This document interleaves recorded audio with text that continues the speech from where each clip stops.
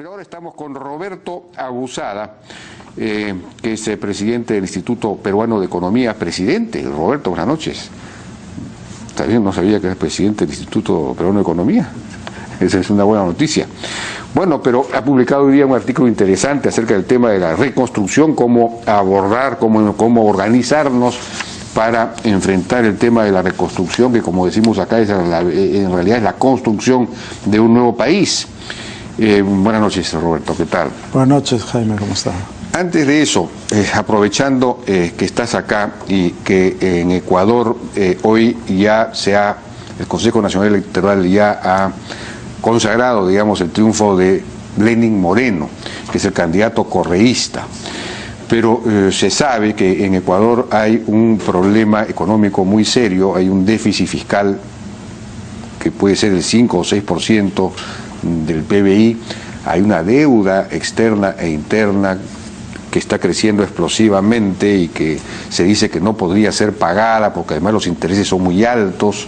Los bonos que han emitido creo que tienen unos intereses que son 2 o 3 veces los intereses que se paga por los bonos peruanos. En fin, entonces si no se hace un ajuste la cosa va a ser muy... ¿Cómo ves, qué sabes tú de la economía ecuatoriana y qué es lo que tendría que hacer este gobierno? Un gobierno que nace complicado porque el opositor no reconoce el triunfo del ganador, entonces ¿cómo ves el TMC? Bueno, en primer lugar hay que decir que Ecuador ha vivido por mucho tiempo del petróleo y de mucho endeudamiento ligado al petróleo.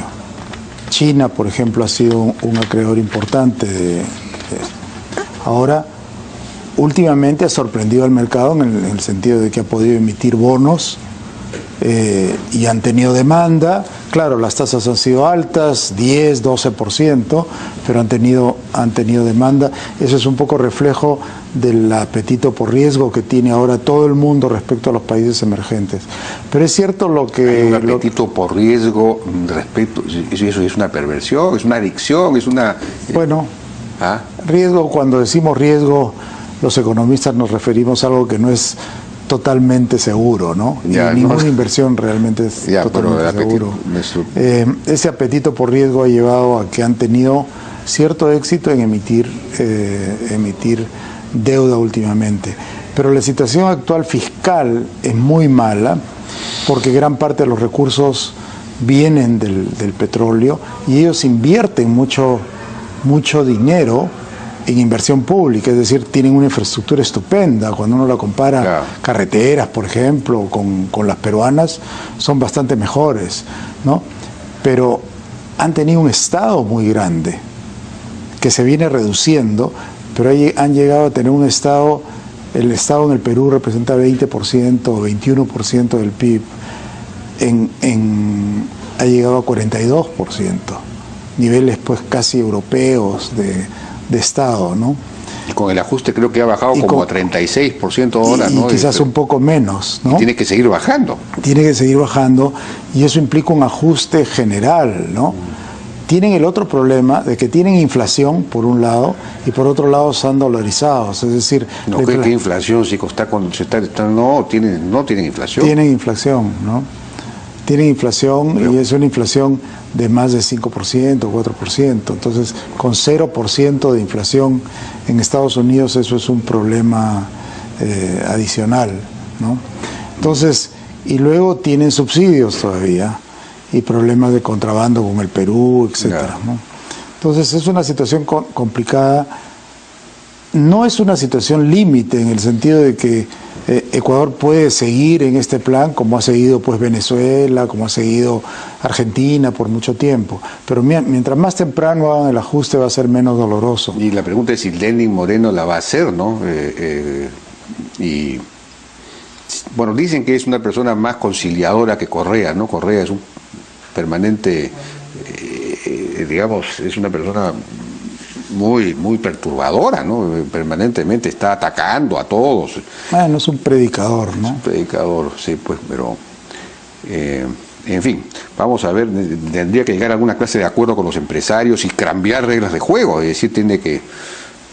Ya Correa ha estado haciendo ajustes, ha estado retirando, por ejemplo, todos los subsidios a los combustibles, ha estado subiendo los precios del petróleo interno, que estaban muy bajos, pero por necesidad, ¿no?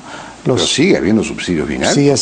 Sigue habiendo subsidios bien altos, y el problema es que cuando tú instauras un régimen populista, la gente en realidad no quiere deshacerse de él. Porque miremos lo que está pasando ahora mismo en Argentina. Este jueves hay un paro general. Los aviones no van a aterrizar en Argentina. ¿Quién maneja esto? Un señor Viviani, que es un taxista, pero que tiene 500 taxis, ¿no? Yeah. Y básicamente un mafioso, ¿no? Y el pecado de Macri ha sido no hacer un shock, ¿no? Lo hizo a medias, liberalizó y ahora está retrocediendo. Y tiene una población que ya viene pues muchos años acostumbrada al corporativismo, al populismo, a los subsidios, al empleo público, etcétera. Hay que desearle lo mejor de todo a Macri, porque en realidad tiene las ideas claras, pero tiene una oposición muy fuerte. Sí, pues el peronismo es una cosa, ¿no?, seria, claro. Bueno, aquí nosotros tenemos el problema de los desastres naturales, del niño costero, y bueno, ¿esto va a afectar el crecimiento de este año o no va a afectar el crecimiento de este año? Bueno, es sorprendente lo poco que creo que va a afectar. Va a afectarlo quizás, llevarlo a 3%, quizás un poco menos. Pero acuérdate que en el año 83 el crecimiento fue menos 10%. ¿No fue menos 13%? Yo recuerdo bueno, menos 13%. Ya rectificar, cuando han rehecho las cifras, ahora parece 10 algo, ¿no? Bueno, pero igual, estamos claro, en un número, pues, ¿no?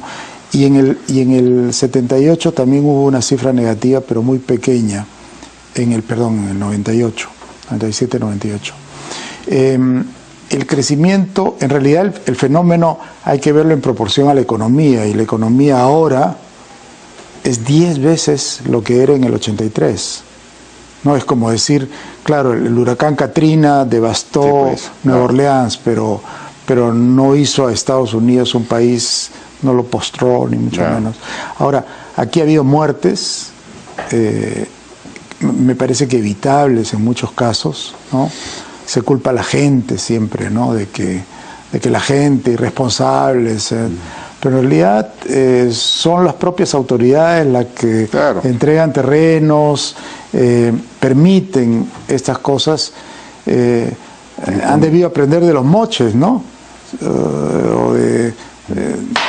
Nunca se han asentado en esos lugares. Claro, sí, pues, ¿no? Se han asentado en las partes altas. ¿No?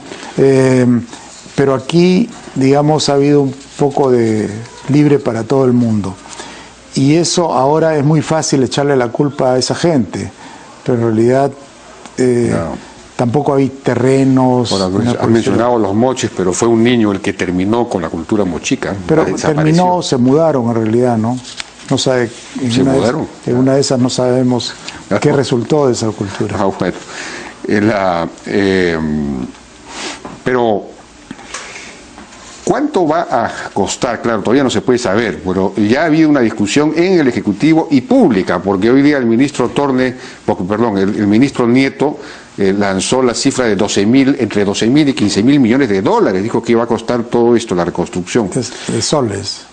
Yo escuché dólares, pero en fin, no se puede ser soles. ¿Dijo soles? Soles. Sí. Bueno, pero ha salido el ministro Torne a decir, oiga, aquí, ¿qué es esto? Aquí se están mandando por la libre. El único que va a decir cuánto cuesta es el Ministerio de Economía y todavía no sabemos. O sea que ya hay una discusión. Es cierto que no se sabe. Lo más importante que hay que decir aquí, que sea cuanto sea, lo que se va a gastar este año es una fracción de eso. Claro. Y no hay ninguna amenaza al equilibrio macroeconómico ni nada por el estilo. Es decir, hay capacidad, tenemos el Perú puede financiar una cosa, no solamente la reconstrucción de lo que se ha destruido, sino lo que todo el mundo está pidiendo, un nuevo país, es decir, tienes que reubicar a toda la gente que está pero un nuevo país, Jaime, no se va a hacer este año, ¿no? Este año lo que hay que hacer es sentar las pautas y el liderazgo para decir, por ejemplo, no más asentamientos en cualquier parte.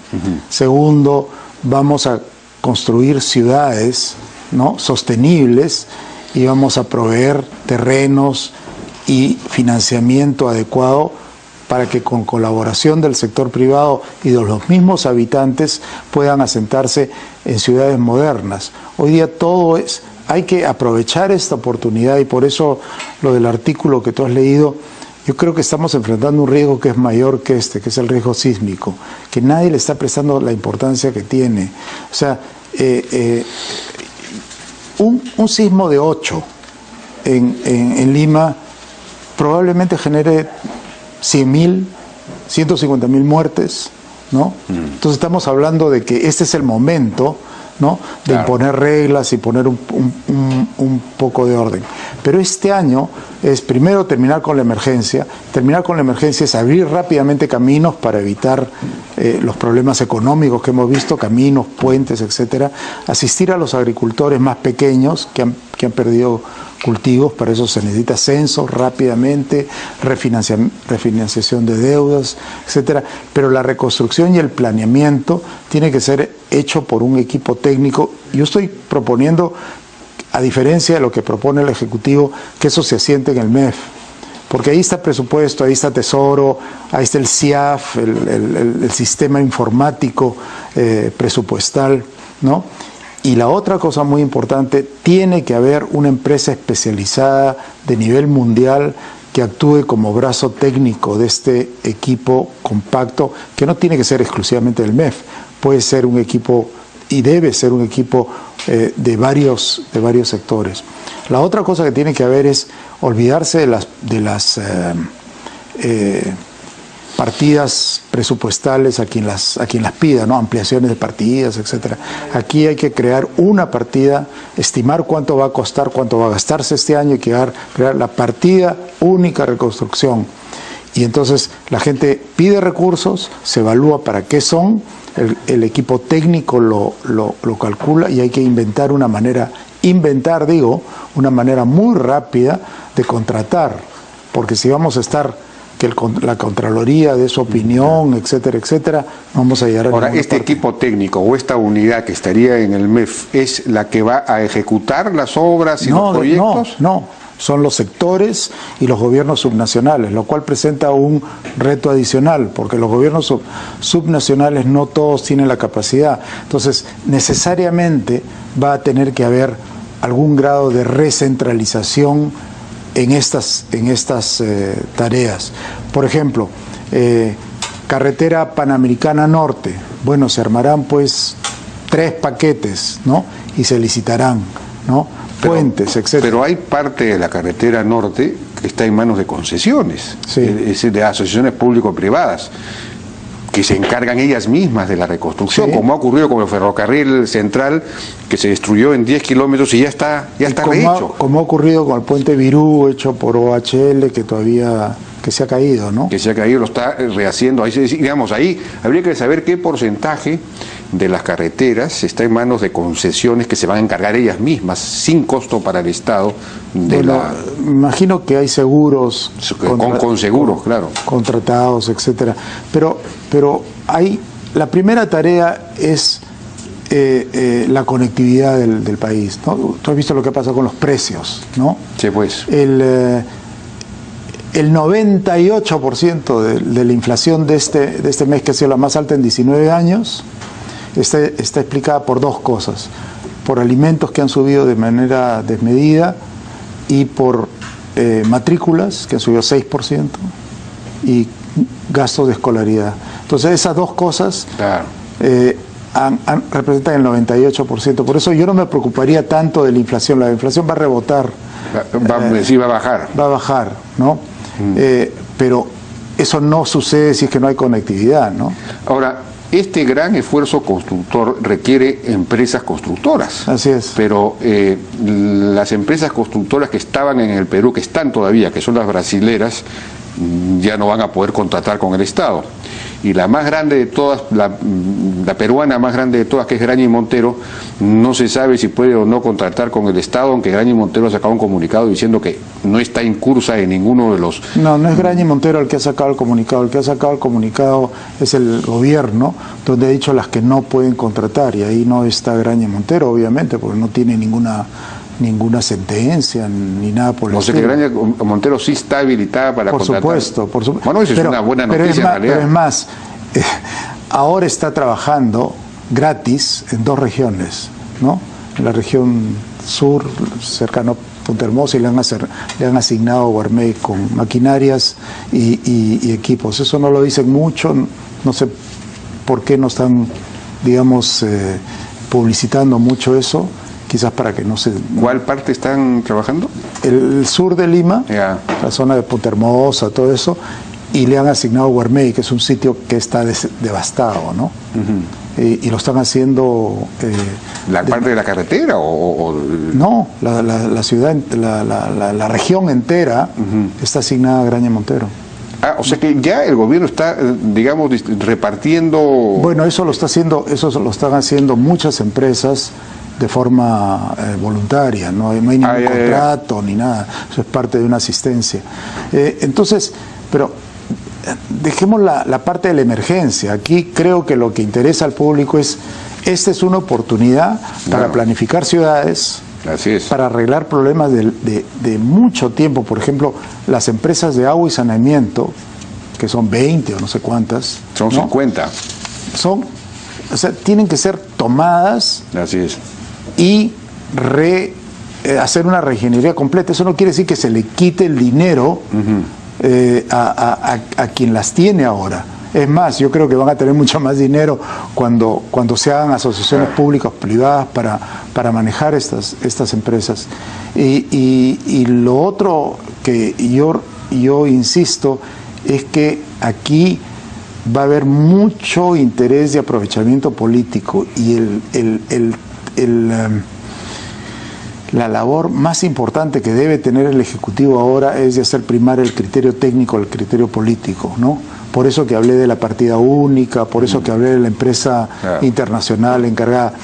Yo conozco por lo menos 3 empresas internacionales dedicadas a esto. Una es Parsons, la más grande en Estados Unidos, otra es Nikken en Japón, otra es Lotti. A Lotti se le contrató, dicho sea paso, en el 98 con buen éxito. ¿Qué hacen estas empresas? Son el brazo técnico, el que dice, ¿sabes qué? Aquí hay un ministro que quiere hacer el Golden Gate en Piura, ¿no? Un puente faraónico.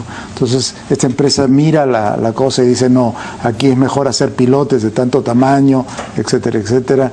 El costo-beneficio de todo esto, ayudando a los equipos técnicos de los sectores que serían parte de este grupo, que idealmente debería estar, me parece, en el MEF. La idea del SAR es una idea bastante romántica, ¿no? Bueno, bien peruana también. Pero, por último, claro, también habría que aprovechar que esto quizás sería una tarea de la PCM, quizás del Congreso, para revisar la descentralización de una vez por todas, porque de hecho para llevar a cabo muchas de estas tareas se va a tener que redistribuir un poco las funciones, recentralizar un poco, por ejemplo, el tema de los planes urbanos, que están en manos de las municipalidades y que no funcionan, no se ejecutan o no existen, y por eso hay invasiones y todo lo demás. Es la hora de que haya un sistema de planes urbanos que realmente funcione. Pero eso supone empoderar al Ministerio de Vivienda para que realmente sea capaz de fiscalizar y obligar a que se hagan o ejecutarlo. Entonces hay que redefinir, digamos, funciones en cada línea de servicio estatal, es decir, caminos, por ejemplo, no sé, en fin. Mira, aquí hay un poco una confusión. No hay ninguna razón para la cual un municipio no se encargue de pistas y veredas, la posta, el colegio, etcétera. El tema es que aquí se han asignado competencias sin certificar. ¿No? Sí, pues, claro, o sea, además hay que certificar y efectivamente, como dije antes, esta es una oportunidad para no digamos cambiar necesariamente la descentralización, sino hacer cumplir la ley de descentralización. Sí, pues. La ley de descentralización dice que tienes que certificar competencias antes de transferirlas. Sí, pues, y este es eso el no se hizo. momento de poner un poco de orden en eso, ¿no? Bien, Roberto Abusada, muchísimas gracias por tu participación. Gracias a en la ti, Hora N. Jaime. Fue Roberto Abusada, presidente del IPE. Vamos a una pausa, regresamos ahora.